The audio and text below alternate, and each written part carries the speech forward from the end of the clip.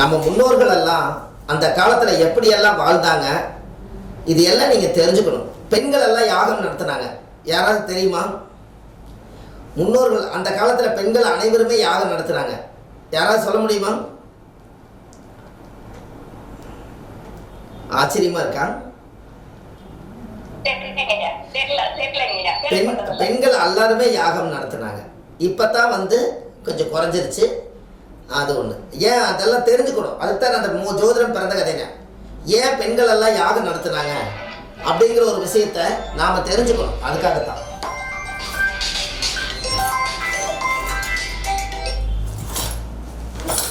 அம்மா வணக்கம்மா.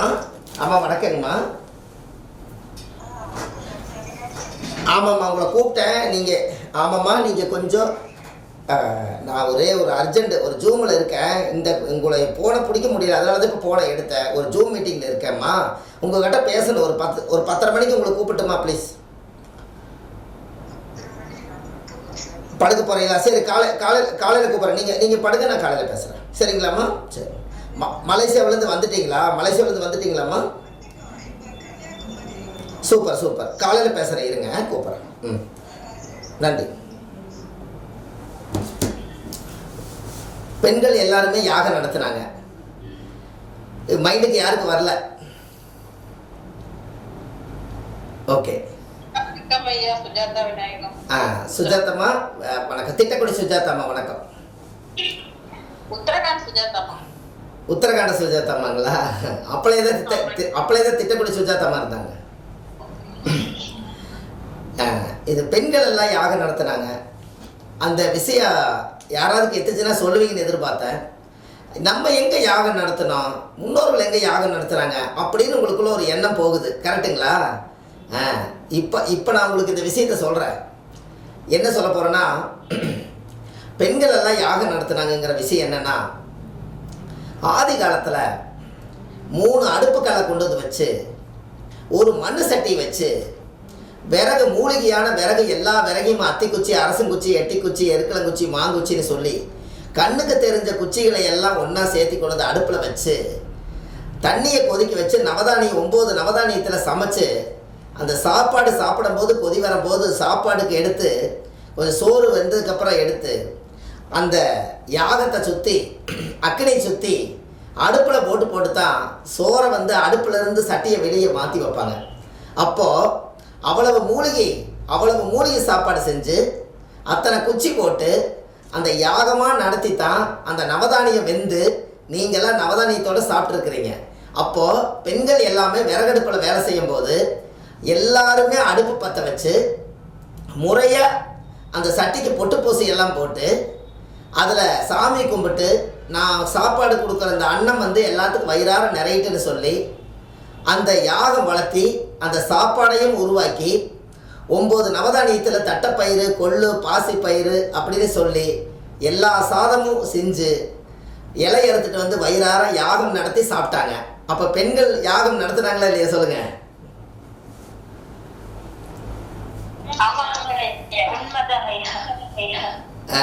இப்போ உங்களுக்கு ஞாபகத்துக்கு வந்துருச்சுங்களா? என்னைக்கு சிலிண்டருக்கு அந்த பேர் என்ன சொல்லுவீங்க? சிலிண்டரில் அந்த இது பண்ணுவீங்களே, அந்த தீப்பெட்டிக்கு பதிலாக ஒன்று பண்ணுவீங்களா, அது பேர் என்ன சொல்லுவீங்க? லைட்டர். அந்த லைட்டர் கையில் வந்ததுக்கப்புறம் தீக்குச்சியும் தீப்பெட்டியும் எடுத்து பற்ற வைக்கல. அப்போ தீப்பெட்டி எடுத்து பற்ற வைக்கல. அந்த காலத்துல எல்லாம் முன்னோர்கள் எல்லாம் என்ன பண்ணுவாங்கன்னா, விறகு பொறுக்கிறதுக்குன்னே போவாங்க.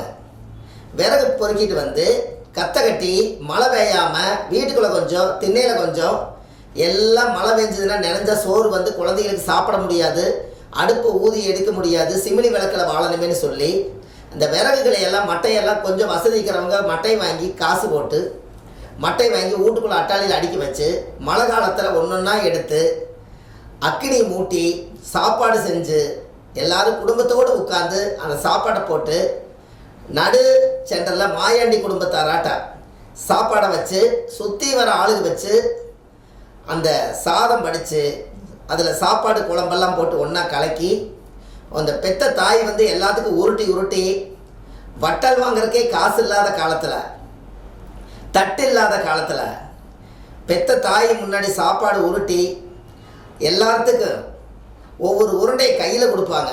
4 உருண்டை 5 உருண்டை வாங்கி சாப்பிட்டா அவங்களுக்கு வயிறு நொம்பிடும். அங்கேயே சாப்பிட்டு போட்டு வாசலையே தூங்கி எந்திரிச்சு ஆரோக்கியமாக வாழ்ந்தாங்க. அப்போ பெண்கள் யாகம் நடத்தி எல்லாத்தையும் சாப்பாடு போட்டு வாழ வச்சாங்களா இல்லையா சொல்லுங்க?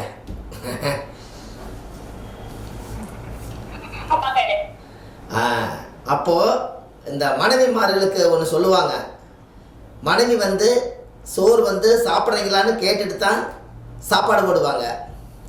ஆனால் தாய் வயிறுக்கு பார்க்காமையே அவங்க சாப்பாடு போடுவாங்க. ஏன் அந்த மாதிரி ஒரு நல்ல விஷயம் வயிறார சாப்பிட்டு வாழ்த்துன்னு சொல்லி பெத்த தாய்க்கு தான் பெத்த மகனோட வயிறு எவ்வளவு பெருசு எவ்வளவு சோறு திம்பாருங்கிறது ஒரிஜினலாக தாய்க்கு மட்டும்தான் தெரியும். மனைவி இடையில தான் வந்தாங்க. அதனால தான் இன்னொரு வீட்டுக்கு ஒரு மனைவியே வந்தாலும் கூட வெவ்வேறு வீட்டிலேருந்து வந்தவங்க தான் மனைவி. ஆனால் கூட பிறந்ததும் பெத்த தாய் தந்தைகளும் எல்லாமே ஒரு வயிற்றில் வளர்ந்து ஒரு வயிற்றில் இருக்கிறனால அந்த காலத்தில் விறகடுப்பில் சோறு சாப்பிட்டு மூலிகையால் வெந்த சோத்தை சாப்பிட்டதுனால நோய் இல்லாமல் ஆரோக்கியமாக வாழ்ந்துருக்காங்க. கரெக்டுங்களா?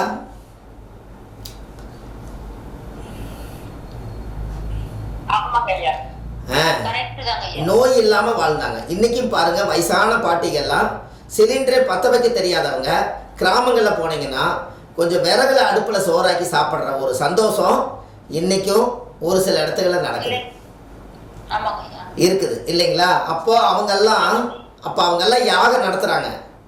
அந்த மூலிகை யாகம் எல்லாத்துடைய வீட்லேயுமே இன்றைக்கி சிலிண்டர் ஒரு காற்று வடிவத்தில் பிடிச்சி ஒரு கேஸ் கெமிக்கல் மாதிரி வருது. அன்றைக்கி எல்லா வீட்லேயுமே சூரியனை இயக்கியிருக்காங்க. எப்படி இயக்கியிருக்காங்கன்னா 4 மணிக்கு எந்திரிப்பாங்க, 4:30 மணிக்கு குளிச்சுடுவாங்க. 4:30 மணிக்கு குளிச்சுட்டு அடுப்பு பற்ற வச்சாங்கன்னா சோறு குழம்பு ரசம் எல்லாமே வச்சு 6 மணிக்கு காப்பி வச்சுட்டு குழந்தைகளை புற எழுப்பிடுவாங்க. சூரிய உதிக்கும் போது அந்த சாதத்து மேலே அந்த சூரிய ஒளி படுமா. செஞ்ச சாப்பாடுகளை கொண்டு போய் வாசலை வச்சுருப்பாங்க. சூரிய ஒளி பட்டு தான் தண்ணி குடித்தாங்க, சூரிய ஒளி பட்டு தான் சாப்பிட்டாங்க, சூரிய ஒளி பட்டு தான் அவங்க எந்திரிச்சு காலையில் ஒரு சிறப்பாக அவங்களுக்கு எல்லாமே நடந்திருக்குது. அப்போ சூரியனை பெண்களே 4 மணிக்கு பிரம்ம முகூர்த்தத்தில் சூரியனை இயக்கியிருக்காங்க ஆதி காலத்தில். கரெக்டாக இல்லையா சொல்லுங்க? அப்போ பாருங்க, அவங்களுக்கெல்லாம் அந்த சூரியன் என்பது ஆத்மாகாரகன்.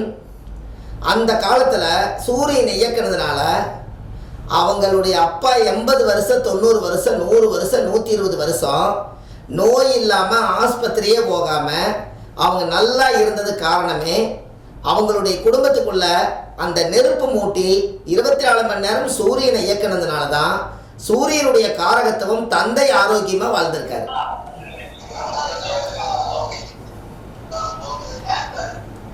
ஐயா கரெக்டா?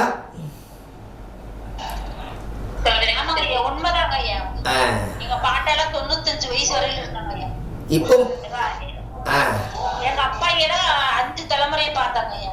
பாருங்க, வயசு ஆகும்போது 95 வயசு, எங்க பாட்டா சாகும்போது 95 வயசுங்க ஐயா. சந்தோஷம்.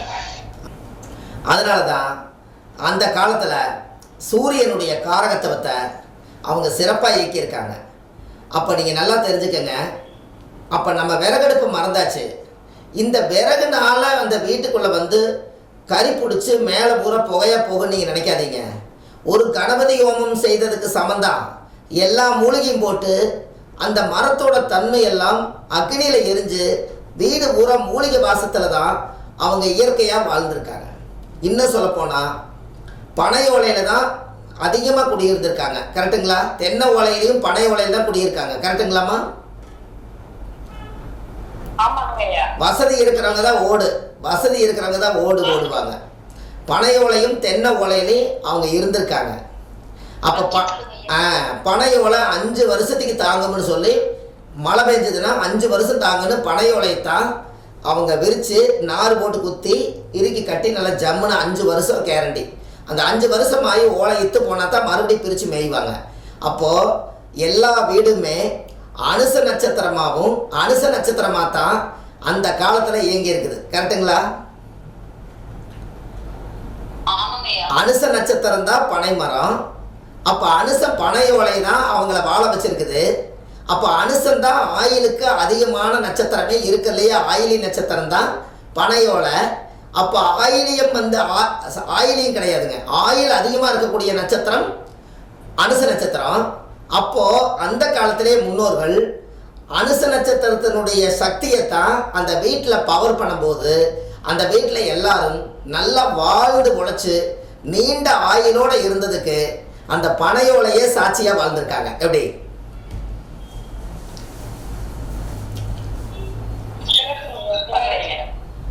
என்னங்கம்மா, உங்களுக்கு புரியுதுங்களா? அப்போ அனுச நட்சத்திரம் எல்லா வீட்லேயும் அனுச நட்சத்திரமாக தான் இயங்கியிருக்காங்க. இதை நம்ம கொஞ்சம் கவனிக்கணும் இல்லைங்களா? எல்லா வீட்லேயும் அனுசந்தான் வேலை செஞ்சுருக்குது. அப்போ அந்த காலத்தில் மழை பெஞ்சதுன்னா அப்போவே போய் ஓடு வாங்குற காசு இல்லைன்னா ஓலை வெட்டிட்டு வந்து அவங்க ஓலையில் இருந்து அவங்க நல்ல விதமாக அனுசம் என்பது காலச்சக்கரத்துக்கு 8ஆம் பாவம், 8ஆம் பாவத்தில் இருக்கக்கூடிய அனுசமே ஆயுளுக்கு பங்கம் இல்லாமல் வாழ்ந்ததுக்கு காலையில் எந்திரிச்ச உடனே முகத்தில் முழிக்கிறது யார் முகத்தில் முழிக்கிறமோ இல்லையோ மலாக்கா படுத்திருப்போம். அனுசத்தோட மூஞ்சியில் தான் பனையோட மூஞ்சியில் தான் நம்ம முழிச்சிருக்கிறோம். அப்போ பனையோட தான் அனுசம். எல்லாரும் காலையில் எந்திரிச்சு பனையாயிரம் பறவையாயிரம். பறவையை கொல்லாமல் இருந்தால் அது ஆண்டாண்டு காலம் 1000 வாழுமா. பனைமரத்தை அறுக்காமல் இருந்தால் அது 1000 வருஷம் அது வாழுமா. அப்போது அந்த பனைமரத்தினுடைய பனையோலையை பார்த்து தான் இவங்க தூங்கியிருக்காங்க. முழிச்சு பார்க்கும்போது பனையோலையை தான் முழிச்சிருக்காங்க. அப்போ எடுத்த உடனேயுமே அவங்க ஆயுளுக்கு பலமான பனையோலைத்தான் முன்னோர்கள் அந்த காலத்தில் மழை பெஞ்சா ஒழுகாமல் இருக்கிறதுக்கு பனையோலையை கண்டுபிடிச்சி அவங்க தலையெழுத்தி அதில் தான் எழுதி வச்சாங்க. அவங்க வாழ்ந்துட்டும் அதில் தான் போனாங்க. அப்போ இந்த ரகசியம் கண்டிப்பாக இது அனுசந்தான் இயக்கி இருக்குது. கரெக்டுங்களா?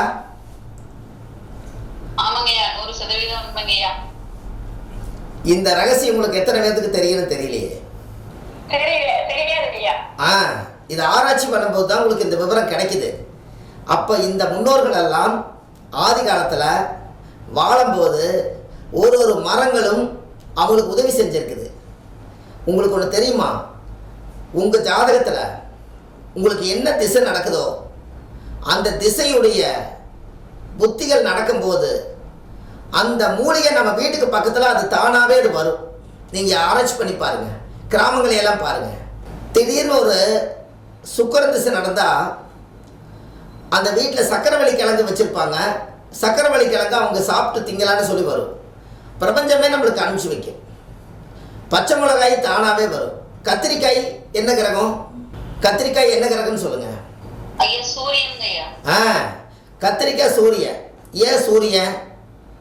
அதாவது கத்திரிக்காயில் வந்து மேலே தொப்பி இருக்குது, அது இப்படி கொக்கி மாதிரி இருக்கும். ராஜாவுக்கு இப்படி கிரீடம் இருக்குதோ அதுபோல் கத்திரிக்காய்க்கு கிரீடம் இருக்குது. அப்போ ராஜானா சூரியன்னா கத்திரிக்காய் கிரீடம் இருந்தால் கத்திரிக்காய் சூரியன் தான். அப்போ சூரியன் திசை நடக்கும்போது தான் கத்திரிக்காய் குழம்பு வைக்கலாமா, இல்லை கத்திரிக்காய் செடி வைக்கலாமா, கத்திரிக்காய் தோட்டம் வைக்கலாமா, கத்திரிக்காயை நாற்று வைக்கலாமா, இல்லை கத்திரிக்காய் செடி யார் ஒருத்தர் கொடுப்பாங்க. இப்படியெல்லாம் ஆதி காலத்தில் நவதானிய மூலிகை எல்லாம் நமக்கு திசை நடக்கும்போது நம்ம கண் பார்வையிலேயே அது முளைச்சி வரும். சில நர்சரியிலெல்லாம் போய் தேடி எடுத்துகிட்டு வருவாங்க. ஏதாவது ஒன்று அவங்கள விட்டுருங்க, அவங்க ஜாதகப்படி தான் போய் எடுத்துகிட்டு வருவாங்க. நீங்கள் வாட்டுக்கு போய் நர்சரியில் உங்களுக்கு பிடிச்சது எடுங்க அப்படின்னா ஒரு ரோஜா செடி எடுத்துகிட்டு வர்றாங்க. செவ்வாய்னா முள், அப்போ ரோஜான்னா சிவப்பு. அப்போ செவ்வாய் திசை நடக்குதா, அவங்க வீட்டில் ரோஜா செடி வைக்கணுங்கிற எண்ணம் தானாகவே வரும். அது ஏன் அப்படின்னா அவங்களுக்கு அந்த கிரகத்தினுடைய தாக்கம் தான் அவங்க வாழ்க்கையில் அது இருக்கும். அப்போ முன்னோர்கள் எல்லாம் அந்த காலத்தில் இந்த திசை நடக்கும்போது இப்படித்தான் வாழ்ந்துருக்கு. இதையே தான் நாம் இனி என்ன சொல்ல போகிறோம் அப்படின்னா, ஜோதிடத்தில் நீங்கள் கொண்டு வரதா இருந்துச்சுன்னா இனிமேல் உங்களோட வீட்டில் அந்த காலத்தில் ஆயுள் மரண பயம் அதிகமாக இருந்தால் அவங்க பனையோலையில் தடுக்கு செஞ்சு உட்கார்ந்துட்டு வந்தாங்கன்னா அவங்களுக்கு 8 நாளில் மரண பயம் நீங்கிடும். எப்படி? பனைமர ஓலையில் பனை ஓலையில் தடுக்கு செஞ்சு ஒரு காலத்தில் பாய் வாங்காத காலத்தில் அவங்க யாராவது வந்தால் இரவாரத்தில் சொருகியிருப்பாங்க. உரமனை வந்தால் தடுக்கு எடுத்து போடுவாங்க. அந்த தடுக்கு தான் அந்த பனையோலை. அப்போ அந்த பனையோலையை நீங்கள் கொண்டு வந்து உட்கார வச்சு அந்த பனையோலையில் வந்து ஒரு சிறப்பு பண்ணும்போது யாராவது வந்தால் அதில் உட்கார்ந்தான் பேசுவாங்க. அப்போ சனி என்பது சனியத்தை இயக்கியிருக்காங்க. அப்போ சனி இயக்கும்போது சனி என்பது மெதுவாக போகிறது. மெல்ல நகர்றது, ஆராய்ச்சி பண்ணி செய்கிறது. எந்த காரியத்தையும் அது வேகமாக கொடுக்காது, தடை பண்ணி நிலையானதாக கொடுக்கறத சனி பகவான். அப்போ அந்த பனையோலையில் உட்கார்ந்து தடுக்கு வீசுறதும் விசிறி வீசுறதும் பனையோலையில் தான் இதெல்லாம் பண்ணியிருக்காங்க. ஒரு கல்யாண காட்சினா கூட தோரணம் கட்டுறது பனையோலையில் தான் பண்ணியிருக்காங்க. அப்போது நம்ம முன்னோர்கள் எல்லாம் ஆதி காலத்தில் இந்த கருப்பட்டியை சுருட்டி வைக்கிறதும் இந்த ஓலப்பாயின்னு சொல்கிறதும் எல்லாமே பனையோலையே மேட்ச் ஆகுது. பாருங்க, கருப்பட்டி விற்கிறவர் எதில் வச்சுக்கிறாரு சொல்லுங்க. அப்போ கருப்பட்டி எதில் வச்சு விற்கிறாருன்னு சொல்லுங்க. ஆனால் அவருக்கு தெரியாது, அவர் ஜோசி. ஆனால் அவருக்கு தெரியாது. ஆனால் அவர் ஜோசியர் கிடையாது. ஆனால் அது அந்த பனை கூட வந்து பனையோலை கூட வந்து அனுசம்ங்கிறது அவருக்கு தெரியாது.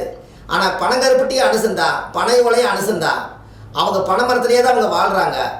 அவங்க அந்த உந்தி பனைமரத்தில் ஏறி ஏறி அவங்களோட ஆயில் நாளைக்கு சாக போகிறோன்னா கூட இன்னைக்கு வரைக்கும் அவங்க மரமேறி வெட்டி பாவு காய்ச்சி கருப்பட்டி செஞ்சு கொண்டு சந்தையில் விற்று தான் ஜீவனம் பண்ணியிருக்காங்க.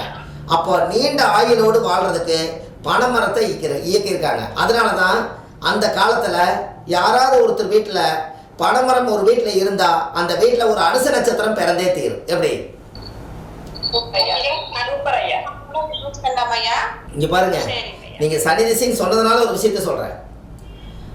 யாராவது கடன் அடையலைன்னு சொன்னால் இந்த கடன் நம்மளுக்கு தீரணும்னா நீங்கள் கடைக்காரர்கிட்ட போய் காசு வாங்கிட்டு வரும்போது கடையில் போய் பச்சரிசி எள்ளு வாங்கிட்டு வந்து அந்த கடன் வாங்கின காசை கொண்டு வந்து வீட்டில் வச்சு எள்ளும் பச்சரிசியும் எடுத்து ஒன்றா கலந்து ஒரு 8 முறை சுற்றி ஓடுற நதியில் கொண்டு போய் விட்டு போட்டு அந்த காசு செலவு பண்ணிங்கன்னா அந்த கடன் சீக்கிரமாக அடைச்சிடுவீங்க. புரியுதா? நான் சொன்ன லாஜிக் யாராவது சொல்லுங்க பார்ப்போம். அதாவது வந்து கடன்காரர்கிட்ட இருந்து காசு வாங்கிட்டு வரீங்க, வேறு வழி இல்லை, கடன் தான் கட்டியாகணும். ஆனால் அந்த காசை வாங்கிட்டு வந்து தான் நல்ல காரியம் பண்ண போகிறீங்க, கெட்ட காரியம் பண்ண போகிறீங்க. ஆனால் அந்த காசு முதல் யாருக்கு கரை விடாமல் இருக்கும்போதே வாங்கும்போதே பச்சரிசி 2 கலந்து ஒரு 8 முறை சுற்றி இதை கொண்டுட்டு போய் தண்ணிலையோ வாய்க்காலையோ கிணத்துலையோ போட்டு அதுக்கப்புறம் நீங்கள் அந்த காசு செலவு பண்ணுங்க. அந்த கடனும் அடைஞ்சு போயிடும், அந்த கர்மாவும் நம்மளுக்கு வராது. இது எதனாலன்னு சொல்லுங்க. அந்த காசை எடுத்து அந்த வாங்கிட்டு வந்த காசு செலவு பண்ணாம நீங்க இந்த பரிகாரத்தை செஞ்சுட்டு அப்புறம் நீங்க அதை எல்லாம் பண்ணுங்க. அது எதனாலே சொல்லுங்க, காரணம் என்ன? சனியும் சந்திரன் எள்ள வந்து சனிங்கய்யா, சந்திரன் வந்து பச்சரிசிங்கய்யா. அது ரெண்டையும் சுத்தி தண்ணியில தான் விட சொல்றீங்க. தண்ணியும் சந்திரன் தான் ஓடுற தண்ணியில விட சொல்றீங்க. சரி, அது ரெண்டையும் இருக்கிற மாதிரி தான் சார் சொல்றீங்க. அது ரைட்டு. அதோட லாஜிக் என்ன? சந்திரன் வேகமா பயணம் பண்ற கிரகணங்கள். அது வந்து மெதுவா சந்திரன் வந்து மெதுவா சார், சந்திரன் வந்து வேகமா பயணம் பண்றது. அப்ப வேகமா அந்த கடனை அடைச்சிடலாம் அப்படிங்கிற மாதிரி. ரைட்டு. சரி, நான் ஒரு விஷயம் உங்களுக்கு சொல்றேன். அதாவது எள்ளும் பச்சரிசியும் சேர்ந்து பணத்தை சுற்றி காசை சுற்றி நம்ம தலையும் சுற்றி கொண்டு போய் ஓடுற நதியில் விட்டால் அது என்ன கான்செப்ட்னு கேட்டிங்கன்னா, நாம் என்ன சொல்கிறோம்னா கடனை வாங்கிட்டு கடனே அடைக்க முடியல, அப்படின்னு எல்லாத்துக்கு ஒரு விஷயம் நடக்குது. கரெக்டுங்களா? அது ஒன்றும் மாற்றம் இல்லைங்களே. கடன் வாங்கிட்டு கடன் அடைக்க முடியலைங்கிறீங்க. அப்போது அதுக்கு நீங்கள் என்ன சொல்கிறீங்கன்னா, போன ஜென்மத்தில் நம்ம அப்பாவெல்லாம் என்ன பாவம் பண்ணாரோ, நம்ம தாத்தாவெல்லாம் என்ன பாவம் பண்ணாங்களோ, நம்ம முன்னோர்கள் எல்லாம் என்ன பாவம் பண்ணாங்களோ, இந்த ஜென்மத்தில் மனிதனாக பிறந்து நான் இந்த வட்டியாக கட்டிட்டு இருக்கிறேங்க அப்படின்னு சொல்கிறீங்க.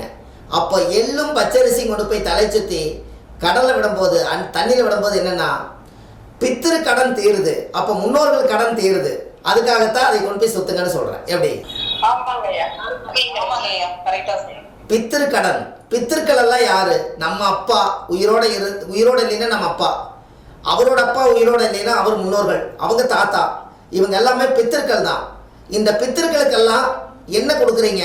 பச்சரிசி மாவை அரைச்சு மாவில் எள்ளு போட்டு பிணைஞ்சு அதே பிண்டம் வச்சு இறந்த முன்னோர்களை கொண்டு போய் தண்ணியில் விடுறீங்க. அதைத்தான் நானும் சொல்கிறேன். பச்சரிசி எல்லையும் கலந்து வாங்கிய பணத்துக்கு 8 முறைங்கிறது ஆயில், அதை சுற்றி கொண்டு போய் விட்டீங்கன்னா நீங்கள் வாங்கின கடன் வரைக்கும் அது பித்திரு கடன் தான். இந்த பித்திரு தோஷத்தை நிவர்த்தி பண்ணிட்டு அந்த காசை நீங்கள் செலவு பண்ணுங்க. அந்த காசும் கூட பிரயோஜனமாக போய் செலவாயிட்டு கடனும் கட்டிடுவீங்க. எப்படி? ஆமாங்க சார்.